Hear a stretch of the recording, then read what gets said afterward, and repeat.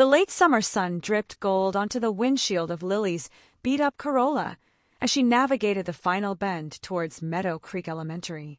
Her knuckles were white against the steering wheel, a stark contrast to the vibrant patchwork quilt her grandmother had sewn onto the passenger seat. It had been her traveling companion on this journey, a silent promise of comfort and home. Teaching. It was all she'd ever wanted, ever since she was a little girl lining up her stuffed animals as pupils, armed with a chalkboard and an overflowing heart. Now, years of study and practice, of late-night lesson planning and early morning student teaching, had led her to this slightly intimidating but undeniably picturesque school nestled beside a babbling brook. She parked in the designated faculty spot, feeling a thrill course through her as she killed the engine. Taking a deep breath, she smoothed down her floral print dress and grabbed her tote bag, its contents a chaotic mix of inspirational quotes, colored pencils, and a well-worn copy of The Giving Tree. The air smelled of freshly cut grass and something faintly antiseptic as she walked through the double doors. The main office was a hive of activity, buzzing with the end-of-summer preparations. A kindly-looking woman with a mountain of paperwork gestured towards a closed door marked Principal Sternwood. Taking another deep breath, Lily knocked. "Enter," a gruff voice barked.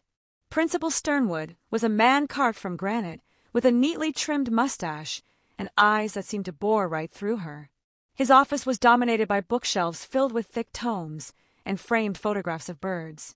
"Miss Thompson, I presume," he said, his voice softening slightly. "Welcome to Meadow Creek. I trust you had a pleasant journey."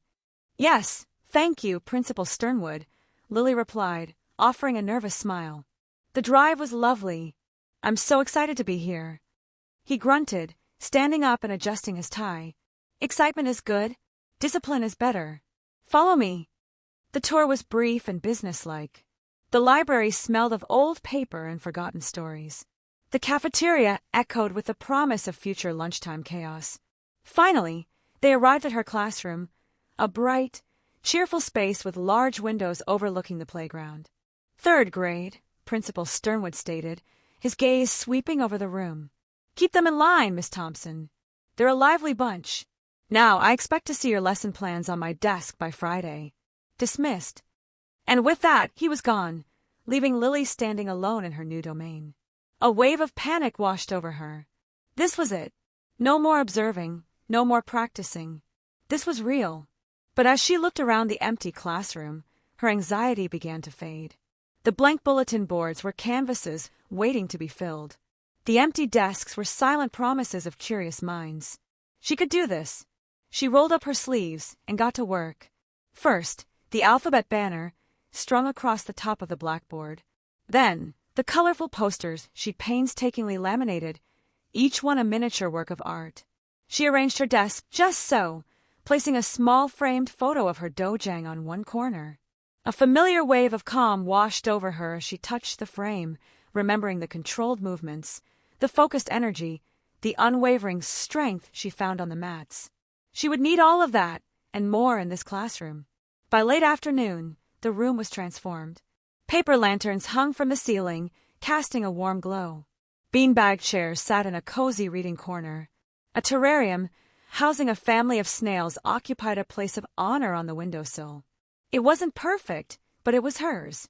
As the last rays of sunlight streamed through the windows, Lily stood in the doorway, surveying her handiwork. A smile stretched across her face. Meadow Creek Elementary. Third grade. It was a new beginning. And she was ready.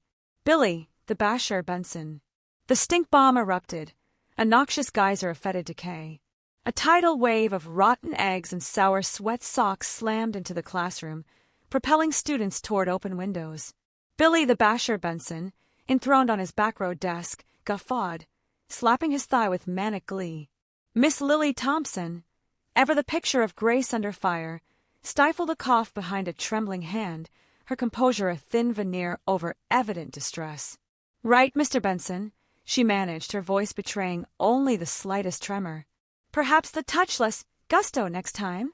A metallic flash punctuated Billy's smirk, the unrepentant gleam of his unbraced teeth. He recognized that he'd pushed past the accepted boundaries of behavior, even for him. Yet, the sight of the new teacher unsettled, a flicker of apprehension in her gaze, was powerfully alluring. A subterranean murmur rippled through the room. "That's Billy," Maya Rodriguez whispered to Sarah Chun, her words almost swallowed by the lingering reek. "He's always pulling stunts. Last year, he laced Mr. Henderson's jock with itching powder." Sarah's jaw dropped. Mr. Henderson was a veritable fortress of muscle. The notion of anyone, least of all Billy Benson, provoking him seemed unbelievable. Billy thrived on the whispers. They were sustenance, validating his existence, proof of his power.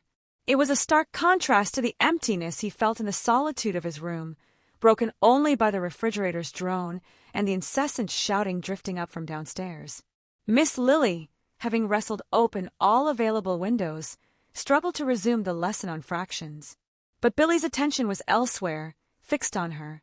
The delicate crease between her brows as she concentrated, the nervous tick as she adjusted her spectacles, the incongruity of her floral dress against the backdrop of the dreary classroom. He craved a new act of defiance, something spectacular, a means to truly unnerve her. The stink bomb was child's play. He sought genuine fear, outright mortification. He yearned to witness her unravel. An idea ignited in his mind, cruel in its conception and thrilling in its potential execution. He remembered watching her walk to school the day prior, burdened by a cumbersome satchel, and he recalled the glint of a brand-new car keys swinging from her handbag. He savored the mental image, the pilfered keys, the desperate hunt, the utter despair etched on her face as she realized her cherished vehicle was gone. Exquisite. Perfect. He leaned back, a slow, predatory smile spreading across his features. Miss Lily Thompson was about to receive a harsh, yet enlightening education. And Billy the Basher, Benson would be the instructor. He merely needed to identify the opportune moment to strike. The dismissal bell would ring soon. Then, her after-school taekwondo club in the gymnasium. Prime opportunity. She would be engrossed. He flicked a glance towards Maya Rodriguez. She was staring at him, her expression a complex cocktail of fear laced with what? Sympathy? Disgust? He couldn't decipher it. He simply returned her gaze with a venomous glare, challenging her to verbalize her thoughts. She averted her eyes instantly, burying herself in her textbook. Excellent. Let them all tremble. Isn't that the ultimate aim?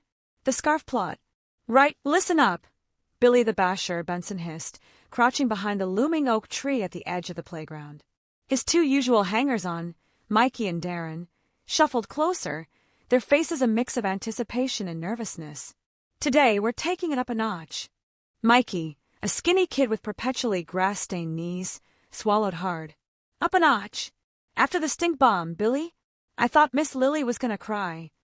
Billy puffed out his chest, trying to ignore the flutter of guilt in his stomach. He squashed it down. He was Billy the Basher, not Billy the Blubberer. Exactly. She's weak. And that stupid scarf she's always wearing? It's begging to be taken. Darren, the slightly taller and slightly braver of the two, frowned. What? You gonna steal her scarf? What's the point? The point, Darren, is humiliation, Billy sneered. He pictured Miss Lily's face, usually so composed, crumpling in dismay. Imagine her trying to teach algebra without it. She'll be a wreck. He gripped his hands into fists, knuckles white. We corner her by the climbing frame. Mikey, you create a diversion. Pretend you've fallen and need help. Darren, you block her escape route. I grab the scarf. He saw the hesitation in their eyes. Anyone got a better idea? He challenged, his voice laced with a threat. Silence. Good. Recess it is then. He spat on the ground for emphasis. Across the playground, near the brick wall bordering the playing field, Maya Rodriguez watched Billy's little huddle with growing unease. She hadn't heard the exact words, but she saw the intensity in Billy's posture, the predatory gleam in his eyes. She knew that look. It meant trouble. And the way they kept glancing at Miss Lily, who was standing alone near the swings, trying to maintain a pleasant demeanor while clearly still rattled from the stink bomb, sent a shiver down Maya's spine. Miss Lily was fiddling with the very scarf Billy was undoubtedly planning to target. A long, vibrant thing knitted with shades of emerald and sapphire, which she constantly wrapped and unwrapped around her neck. It was probably her comfort blanket today. Maya felt a knot of worry tighten in her stomach. She wanted to warn Miss Lily, to yell across the playground, but fear held her back. Billy was unpredictable, volatile. He'd turn on her in a heartbeat. She thought about telling Mr. Davies, the burly janitor, but Billy would have plenty of time to execute his plan before Mr. Davies could intervene. The bell shrilled, signaling the start of recess. The playground erupted in a cacophony of shouts and laughter.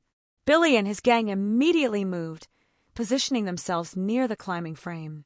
Mikey took a dramatic tumble, clutching his knee and wailing loudly. Miss Lily, despite her obvious discomfort, hurried over to help. Maya watched, frozen, as Darren subtly blocked Miss Lily's path towards the school building. It was happening. Billy's awful plan was unfolding right before her eyes. She gripped her own scarf, a simple woolen one her grandmother had made, feeling a strange mix of fear and a burgeoning, unfamiliar anger. What was she going to do? Recess showdown. The shrill bell sliced through the lingering stench of stink bomb, a sound that usually sent a jolt of pure joy through the student body. Today, however, it felt more like a starting gun. Miss Lily Thompson plastered a strained smile on her face, hoping it masked the lingering nausea and the prickle of humiliation still crawling under her skin. She watched the children explode from the classroom, a chaotic rainbow of jackets and backpacks. She lingered, gathering her things with deliberate slowness, dreading the open expanse of the playground. The air, crisp and autumnal, carried the excited shouts and shrieks of children already engaged in games of tag and kickball. Miss Lily straightened her scarf, a vibrant silk thing her grandmother had given her, a splash of defiant color against the drab wool of her coat. As she stepped outside, she saw them. Billy the Basher Benson, flanked by his usual cronies, Moose and Little Pete, were strategically positioned near the climbing frame, a metal jungle gym glinting under the weak sunlight. They were watching her. Miss Lily forced herself to walk towards them, her heels clicking a nervous rhythm on the asphalt. "Enjoying the fresh air, boys?" she asked, trying for a casual tone. Billy smirked, a flash of teeth that looked more predatory than friendly. "Just waiting for you, Miss Thompson." Moose, a hulking boy with perpetually red cheeks, shifted his weight, blocking her path to the swings. Little Pete, weedy and eager to please, snickered. "We were thinking," Billy continued, his voice dripping with false innocence, "that your scarf is really pretty." Miss Lily's hand instinctively went to her throat, tightening her grip on the silk. "Thank you, Billy."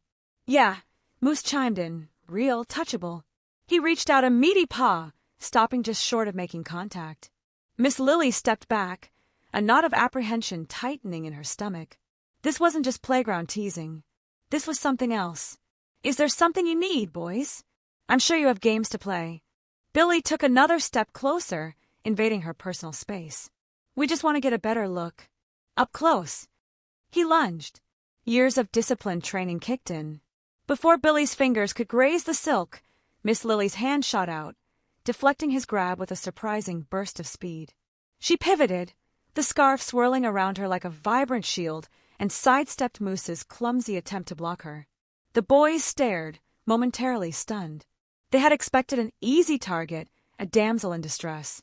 Instead, they faced a woman who moved with the lithe grace of a dancer, her eyes sharp and alert.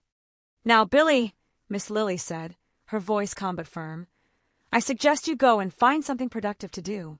Recess is for fun, not for whatever this is."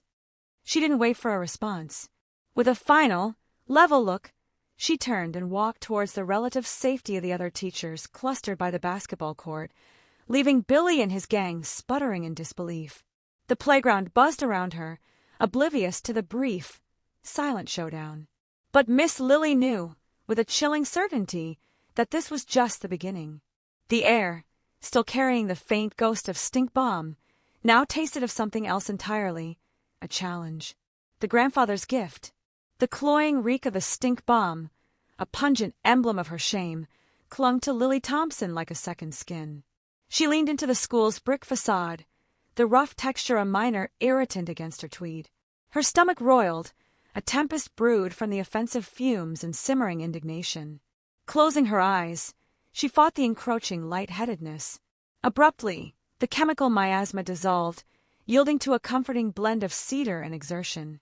The jeering chorus of classmates evaporated, replaced by the steady thwack of bare feet striking mats. No longer trapped in the schoolyard, she stood within her grandfather's dojo, a haven built on order and esteem. Sunlight poured through the tall windows, illuminating a ballet of dust motes suspended in the air. Before her stood the old man, a figure of weathered strength, his white GI immaculate. His face, a roadmap of experience, held a gaze both severe and tender. "Again, Lily, ah!" he intoned, his voice a deep resonance. "Concentrate. Direct your chi." Instantly, she was 10, her movements stiff and awkward as she fumbled through the pumsi. Determination etched itself on her young face as she battled to recall the precise sequence of defense and attack. Each error fueled her rising frustration. "Patience, child," her grandfather soothed, adjusting her posture with a gentle hand. Taekwondo extends beyond physical prowess. It demands mental strength. It is rooted in honoring oneself and all others. He recounted tales of ancient warriors, emphasizing the vital role of restraint, of employing one's skills solely for protection, never for unprovoked violence. Self-control is paramount, Lilia. It forms the bedrock upon which true strength resides. He pushed her relentlessly, yet always with unwavering encouragement. He showed her how to master her anger, to transmute it into focused, disciplined power. He instilled in her a profound sense of self-worth, independent of mere athletic ability. She recalled countless hours dedicated to perfecting each movement, the salty sweat stinging her eyes, her muscles screaming in protest with every kick and block. She remembered the profound satisfaction of finally grasping a difficult form, the subtle pride gleaming in her grandfather's eyes. "Remember this," he would say, his tone softening. "Taekwondo is a journey, not a fixed destination. You will face trials, endure setbacks, but always maintain your focus, your self-discipline, your respect." The familiar scent of cedar and sweat waned, supplanted by the harsh reality of the school grounds. The taunting laughter echoed in her ears, yet this time it lacked its former sting. The nausea subsided, supplanted by a burgeoning resolve. Opening her eyes, she found her grandfather's teachings a bulwark against the lingering humiliation. The shrill clang of the recess bell shattered the air. The children dispersed in a flurry of motion, faces alight with youthful exuberance. She straightened her skirt, the tweed now feeling like more than just fabric, it felt like a form of armor. She refused to surrender. They wouldn't break her. Her grandfather's legacy extended beyond mere combat skills. It was a legacy of unwavering inner strength. The flip heard, round the playground. The jungle gym loomed, a rusted iron beast guarding the far edge of the playground. Miss Lily veered towards it, hoping the throng of children clambering on its bars would deter Billy. Fat chance. He was a heat-seeking missile, locked onto his target, her scarf. She could feel the bile rising again, the lingering stink bomb fumes, clinging to the back of her throat. Humiliation warred with a simmering anger. She wouldn't let him have this. Not after everything. "Miss Lily," Billy's voice, thick with mock concern, oozed behind her. "You all right? You look a little green." She forced a smile, the effort making her stomach churn. "Just fine, Billy. Enjoying the sunshine." She picked up her pace, weaving between a group of girls playing hopscotch. He wasn't fooled. He cut her off near the base of the jungle gym, a smug grin plastered on his face. "That's a nice scarf, Miss Lily. Real grabable." Panic tightened her chest. She scanned the playground for backup, but Mrs. Davison was occupied mediating a dispute over a jump rope, and Mr. Abernathy was nowhere to be seen. She was on her own. "Billy, please," she said, her voice trembling slightly. "Just leave me alone." He took a step closer, his eyes glued to the scarf. It was a new one, a soft, flowing silk she treated herself to after a particularly grueling week of grading. Its vibrant colors, swirling blues and greens, felt like a small act of defiance against the drabness of a school. Now it was a target. "Nah," he said, reaching out. "I think I'll just borrow it." He lunged. Miss Lily reacted instinctively. Years of disciplined training kicked in, overriding the nausea and fear. As his fingers brushed the silk, she pivoted, her weight shifting smoothly. The memory of Master Kim's voice echoed in her mind. Balance is key, Lilia. Control your center. Control your opponent. Billy's fingers closed on the edge of the scarf. Success flared in his eyes, quickly replaced by surprise. He tugged, expecting her to stumble, to give in. Instead, she used his momentum against him. With a sharp, controlled movement, she executed a textbook taekwondo flip. One hand gripped his wrist, the other braced against his shoulder as she swept his leg out from under him. The world tilted for Billy. He yelped, a sound of pure, undiluted shock, as he found himself airborne. He flailed, arms windmilling uselessly. He landed with a soft thump in a pile of meticulously raked leaves beneath a towering oak tree. The leaves cushioned his fall, but did little to soften the blow to his pride. He lay there, sprawled and disoriented, leaves sticking to his hair. Miss Lily stood, breathing heavily, her heart hammering against her ribs. The scarf remained draped around her neck, slightly askew but still hers. The nausea had receded, replaced by a surge of adrenaline. A few children, drawn by the commotion, stared at Billy, then at Miss Lily, their eyes wide with a mixture of awe and confusion. Billy pushed himself up, his face red with rage and embarrassment. He glared at her, then spat a leaf from his mouth. "You haven't seen the last of this, Miss Lily," he snarled, then turned and stomped off, leaving a trail of disgruntled leaves in his wake.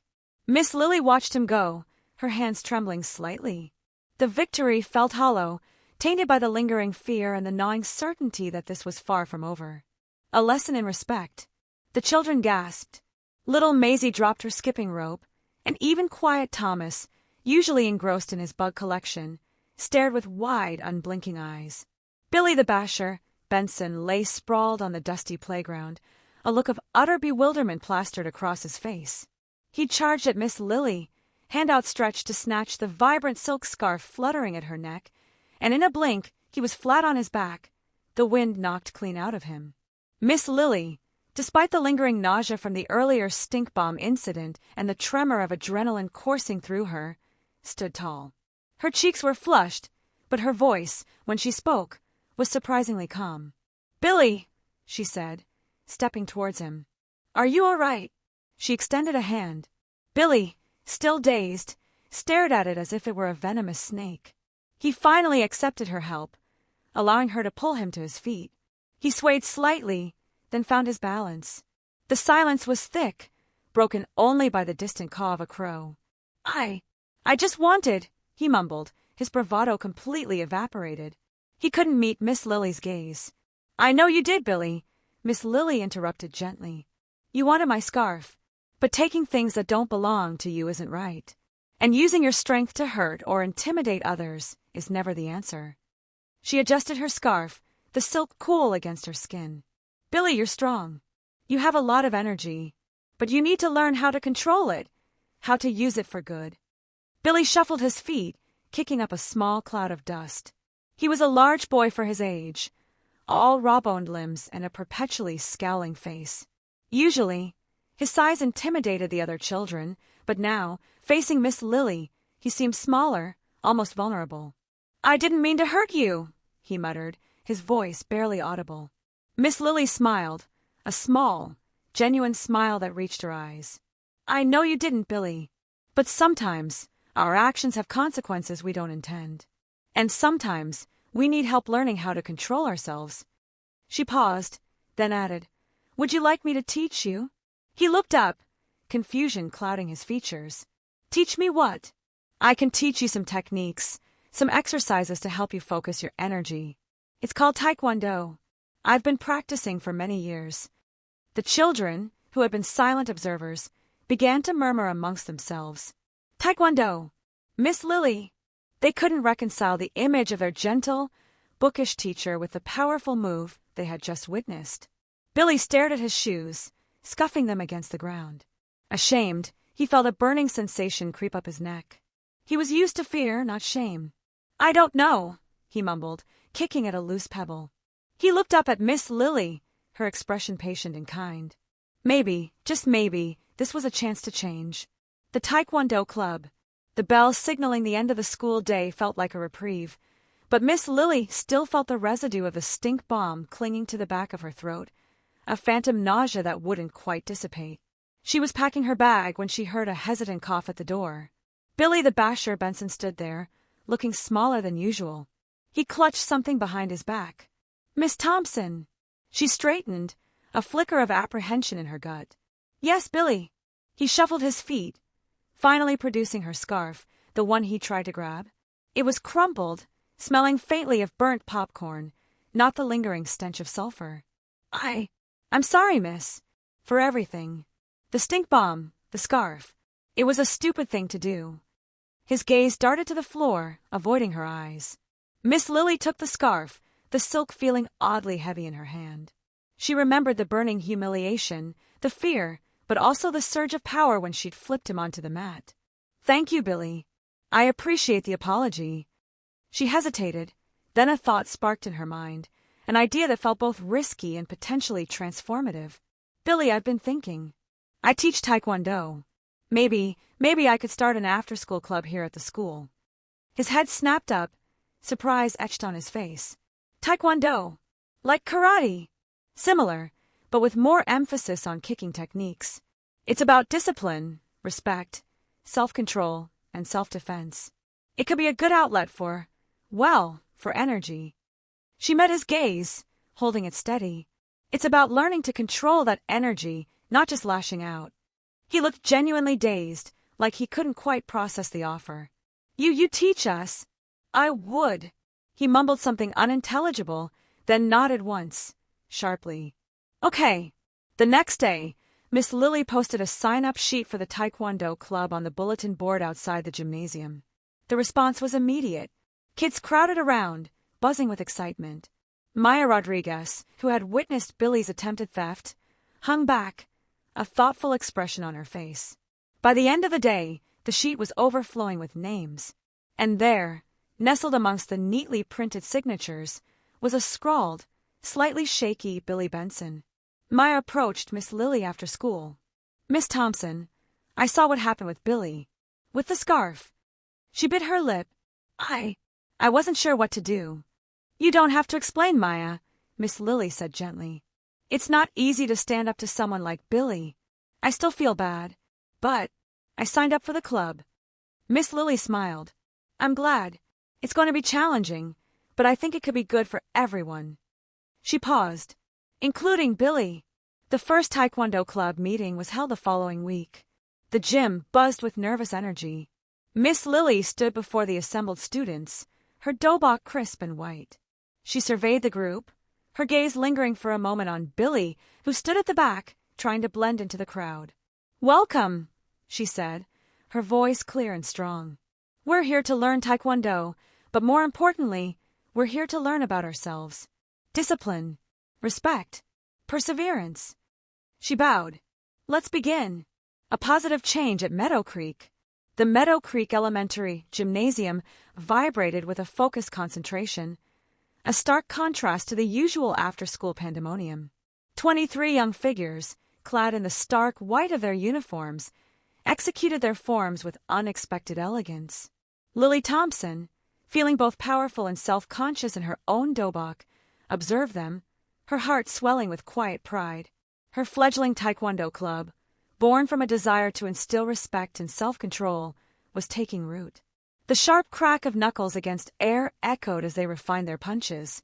Even Billy the Basher Benson, his face a mask of uncharacteristic concentration, seemed to be channeling his boundless energy into the precise movements. The familiar scowl was gone, replaced by a focused intensity. He still dwarfed the other children, yet his size now spoke of latent power rather than menace, a lion leashed by discipline. "All right, everyone," Lily announced, clapping her hands to break the spell. "Turning kicks next." A wave of audible protest swept through the group. The turning kick, a notorious hurdle, demanded balance, flexibility, and surprising core strength. Even Maya Rodriguez, usually a natural athlete, struggled, her slight frame teetering precariously as she tried to pivot and launch her leg. She landed off balance, stumbling slightly. "Having a tough time, Maya?" Billy's voice, surprisingly modulated, sliced through the air. Maya visibly tensed, her eyes widening nearly imperceptibly before she nodded. Billy, the same boy who tripped her only weeks before, was extending a hand. He approached cautiously, maintaining a respectful distance. "Try fixing your gaze on a single point in front of you as you rotate," he suggested, demonstrating the movement with deliberate slowness. "And keep your shoulders aligned. It really helps with stability." Maya hesitated, then mirrored his actions. The improvement, though subtle, was undeniable. Her kick carried more force, her stance more assurance. A shy smile touched her lips. "Thanks, Billy," she murmured, almost swallowed by the echoing gymnasium. "No problem," he responded, returning to his own practice. Lily felt a surge of warmth bloom in her chest. This transcended martial arts instruction. It was about nurturing compassion, constructing bridges where animosity had reigned. The rhythmic footfalls on the mats morphed into a hopeful cadence. The club session continued for another hour, filled with a chorus of guidance, encouragement, and the muffled thud of the occasional misfired kick. They moved through their forms, practiced sparring techniques, safely encased in protective gear, of course, and even explored rudimentary self-defense skills. Lily moved among them, offering adjustments and praise, experiencing an unpredicted sense of fulfillment. As the practice neared its end, the students assembled in a line, their faces flushed and glistening. They bowed to Lily, then to each other, a symbolic gesture of respect and shared endeavor. "Excellent work, everyone," Lily said, her voice ringing with authentic pride. "I'll see you all next week." As her students streamed from the gym, Lily lingered, gathering the scattered cones and straightening the pads. Her mind drifted back to that initial, terrifying encounter in the parking lot, the visceral fear she had experienced. Now, observing the transformed countenances of her students, particularly Billy, she recognized that even the most resistant hearts could be softened, the most volatile energies redirected. Taekwondo, she was learning, wasn't merely about combat. It was about instilling discipline, fostering respect, and, above all, cultivating kindness. It was about harnessing strength, not to dominate, but to safeguard and elevate. The school bell chimed, signaling the official end of the day, but for Lily, a new chapter had just unfolded. A palpable shift had indeed taken root at Meadow Creek.